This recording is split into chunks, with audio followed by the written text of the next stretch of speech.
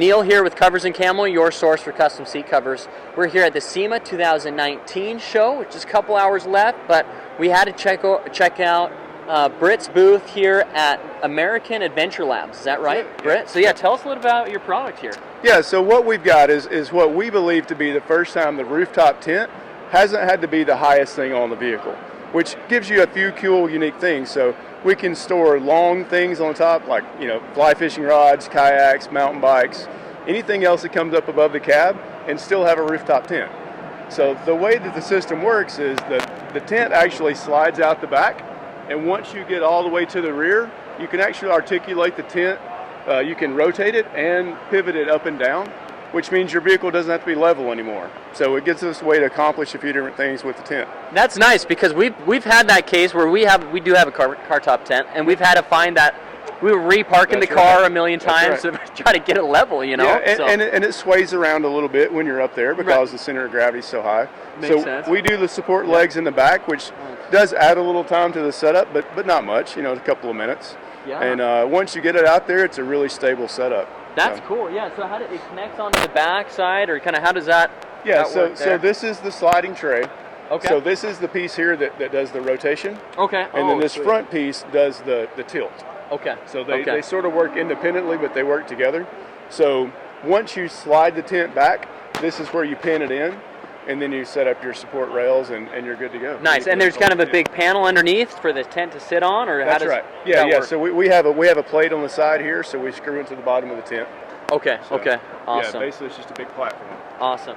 And then I was looking at this. I was admiring kind of these modular systems. Is this part of what you guys do as well here? It is, yeah. And so this is standard MOLLE pattern. Yeah. Yeah, we're familiar with MOLLE because we have some MOLLE systems inside the seat covers. Right. But I was looking at this, I was like, man, that MOLLE gear on the seat covers could then swap over and put it on the back. Absolutely. And what we're trying to do is not reinvent the wheel. We see a bunch of roof racks and a bunch of cargo racks and everything else that have slots and holes and pins and things like that. I feel like you can never get the things that you want to mount exactly where you want them. Right. So what we're going to do is we're going to develop mounts specifically for the MOLLE pattern. Okay. So this is one of our test pieces here, and you can tell it literally just bolts into the MOLLE squares. Nice. So we'll do the same thing with fire extinguishers and power tanks and the typical common stuff.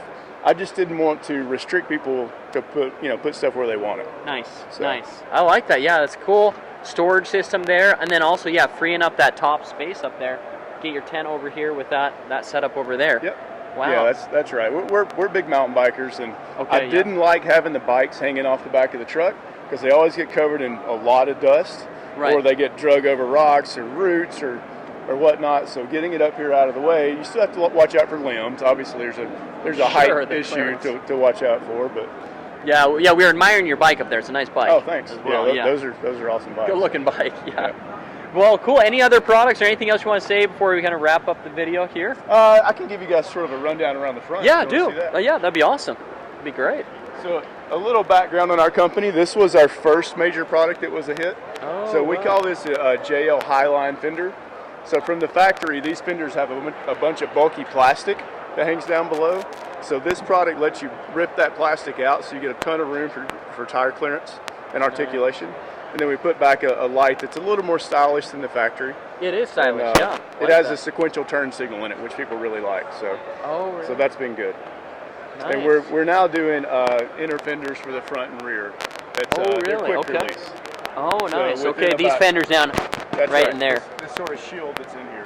Oh, okay. So those actually come out in about 30 seconds for maintenance and cleaning and stuff like that. Oh, really? So, okay, so just real easy to put. Gives you a lot of access to get in there and work on back stuff. Out. So, yep. Okay. That does open that up, you know. I mean, you see some of these coming down and covers the wheels, you know. Yeah, it lets you run a lot larger tire without doing a huge lift on the Jeep. So. Okay. Love it. Love it. That's cool. And that's okay, so how do people learn more about you and kind of follow you there? Yeah, our website is AmericanAdventureLab.com, and we're on Instagram and Facebook at American Adventure Lab. Okay. So, cool. Simple as that. Thanks so much for your time today, Brett. Man. I appreciate you guys stopping by. Appreciate it.